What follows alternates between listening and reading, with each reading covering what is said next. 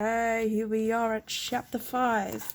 The following day seemed to go by in a blur as Will became familiar with his new surroundings. The welcome dinner that Urkel held for him in the castle dining room was a pleasant enough occasion.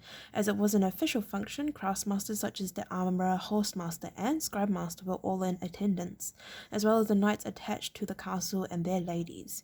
The faces and names were a blur, but Will knew that over the coming weeks he would begin to remember them and assign individual traits and characters to each person.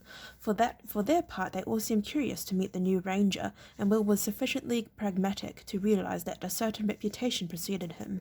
As the former apprentice of Holt, one of the greatest and most famous members of the Ranger Corps, Will would always have enjoyed a degree of celebrity, but he was also the one who had discovered and thwarted the secret plans of Morgarth, the evil lord of rain and night, when he had attacked the kingdom little more than 5 years ago. Then he had served as protector to the Princess Cassandra during her captivity by the Scandinavian sea wolves. That particular interlude had been rounded off by a major battle with the Temujai, the fierce cavalry from the eastern steppes, and finally the signing of a non-aggression treaty with the Scandinavians, a treaty which still held to this day. Oh man, it's so bright. There we go, it's nice and dark. That's a little too dark. Oh well. In fact, it was his part in securing the Hausholm Treaty that had given Will the name by which he was known these days, Will Treaty. Raised as an orphan at Castle Redmond, he had known no family name in his childhood, so perhaps it was natural for people to be surprised at his apparent youth and even, in some cases, to assume that they had mistaken him for some other ranger, someone who must be older and far bigger in stature. In the years he had spent with Holt, Will had often witnessed the disbelief evident on people's faces when they first met the small, grey-bearded man with whose untidy hair looked as if he had been cut it had been cut with his own sax knife. People expected their heroes to live up to a romantic ideal. The fact that most rangers were on the small side, albeit wiry, agile, and fast-moving, seemed to go against general belief, so Will faced an air of puzzlement and even mild disappointment as he met his new neighbours, particularly among the ladies of the court. Seacliff was a backwater, as he had summarized, and the arrival of a celebrity, one who had been thanked personally by King Duncan for protecting his daughter, was cause for great anticipation. If the reality was not quite up to people's expectations, that was simply too bad, he thought. For his part, the more he saw of Seacliff, the more his own sense of disappointment grew. It was pleasant fief, set in a beautiful part of the kingdom, but the years of peace and safety had brought with them a sense of carelessness and neglect in the castle's garrisons, and the blame for that neglect could only be sheeted home to the Baron and his battlemaster. It created an awkward situation for Will, as he felt a genuine liking and respect for both men, but it was undeniable that the readiness and training among the knights and men-at-arms maintained by Urkel was way below the acceptable level. For days he had considered how he might bring the matter to the Baron's attention without causing offence. He had hinted as broadly as he could that things seemed a little too comfortable, but Urkel and Norris had laughed off the comments, seeming to take them as a compliment on the relaxed and enjoyable way of life in Seacliff. Every baron in the kingdom was required to maintain a force of mounted knights and men-at-arms to ensure the king's peace in the fief. And in the event of war, each castle would send its men to join the king's army under the leadership of King Duncan and his inner council. A large fief such as Redmond would maintain a force totaling several hundred mounted warriors and infantry. Seacliff, as one of the smaller fiefs, was required to field half a dozen knights, then 10 battle school warriors apprentices, and an infantry force of 25 men at arms. An irregular force of 15 archers was also available if needed, its members drawn from among the villagers and farmers living nearby.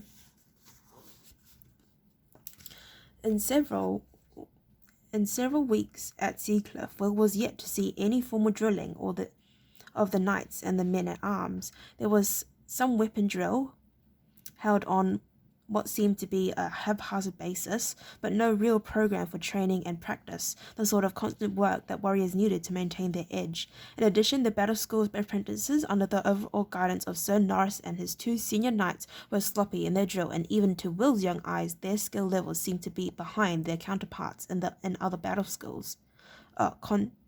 Contemporaries in other battle schools.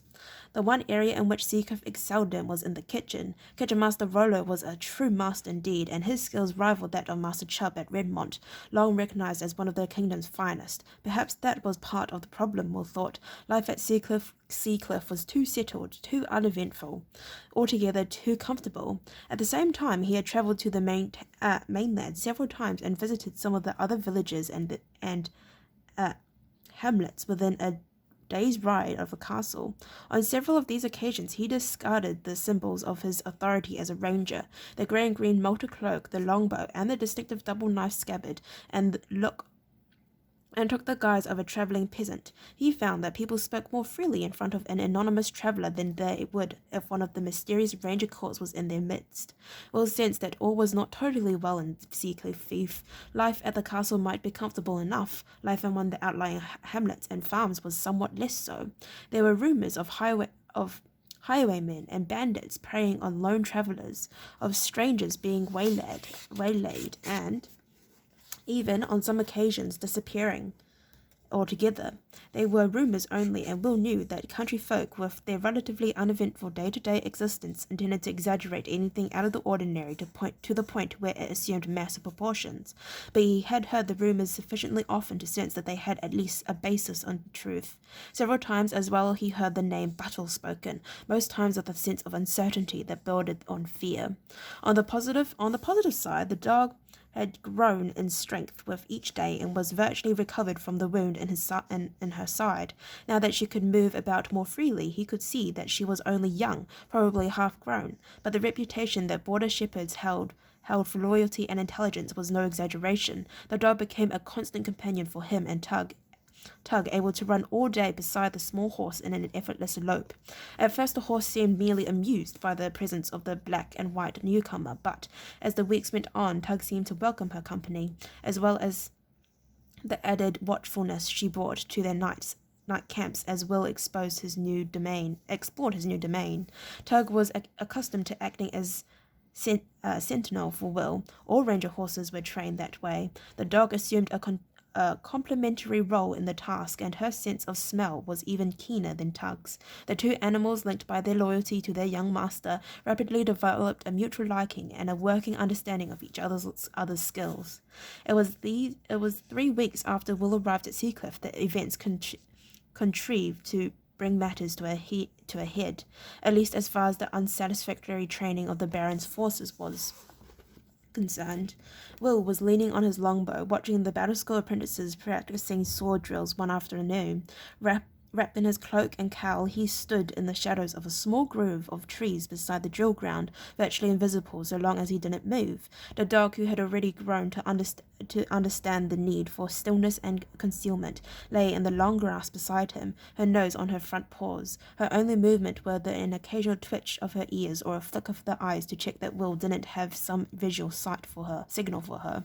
He frowned as he watched the apprentice and their swordsmaster. Their moves were correct, technically speaking, but there was a lack of urgency, a lack of insistent interest to their work that concerned him.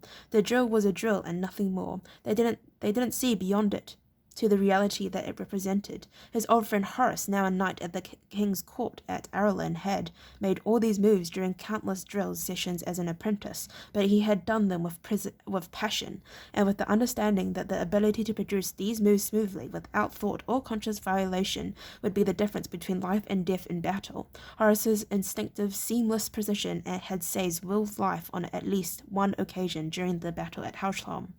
Watching this group, Will saw none of that instinct or urgency. Worse, he saw none in their instructors either, yet they were full-fledged knights. He frowned. In just over a week he would have to submit his first monthly report on the state of affairs at Seacliff to Ranger headquarters. He could see that it was going to have to be a negative one.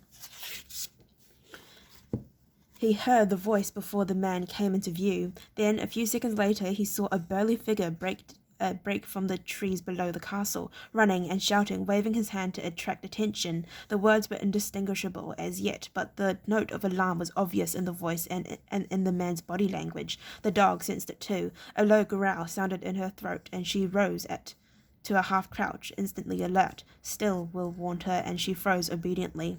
The clash of practice weapons on the drill field died away as more people became aware of the shouting, running figure.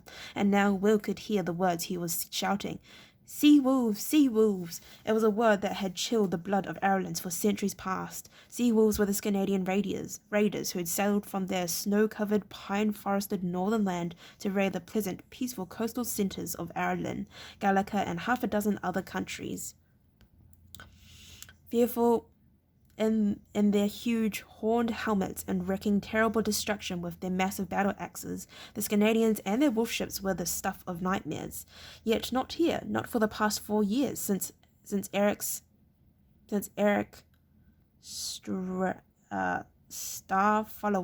newly elected as Overjaw of the Canadians, had put his name to a treaty with Ireland. The strict letter of the treaty had forbidden any organised massed attack on the Kingdom of Ireland by the Canadians, yet effectively it had put an end to individual raidings as well. While Eric couldn't actually forbid his captains to raid it, it was known that he definitely disapproved of it, feeling a debt of honour to the small group of Irelands who had saved his country from the Temujai invasion.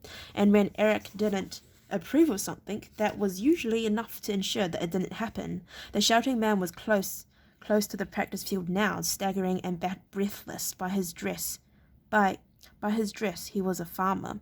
Canadians, he paused, panted. Sea wolves at the Bitterroot Creek, Canadians. Exhausted, he sagged against the drill field fence, his chest and shoulders heaving with exertion. Sir Norris was crossing the field quickly to intercept him. What's that? He asked. Canadians here? There was a note of concerned disbelief in his tone. For all the lack of urgency in the training of his men, Will knew Norris was a professional. He may have grown careless and lax in the years of peace that Seacliff had enjoyed, but now, faced with a real threat, he was experienced enough to realize that he was in trouble. His men were not up to the threat posed by the real enemy. The farmer was pointing back the way he had come, nodding his head to confirm the truth of what he had said. Canadians, he repeated. I saw them where Bitterroot Creek flows into the sea. Hundreds of them, he added, and this time there was a buzz of concern from his apprentices and knights who had gathered round him. Silence, Norris snapped. Will, approaching unseen, spoke directly to the farmer. How many wolf ships did you see them? The farmer turned to face him, a wary look crossing his face as he realized he was talking to a ranger. One, he said. Huge it was, with a huge wolf's head on the prow. I saw it plain as day. Again there was a mutter of fear and speculation from those around him. Norris turned angrily, and the sound died away. Will met the battlemaster's eye. One ship, he said. That'd be 40 men at most. Norris nodded agreement. Closer to 30 if they leave a guard on board, he said. Not that this made the situation too much better. 30 Canadians on the loose on Seacliff Island would be a virtually unstoppable force. The ill-trained, unfit men at arms and out-of-practice knights who constituted the defence force at Norris's disposal would offer little opposition to the wild pirates, and Norris knew it. The battlemaster cursed his own laziness, realizing that he was to blame for the situation. It was his responsibility to do something, yet he had another responsibility as well, and that was for the lives of the men he led. Taking them into battle against a hardened, battle-ready band of Canadians would be tantamount to taking them to their deaths.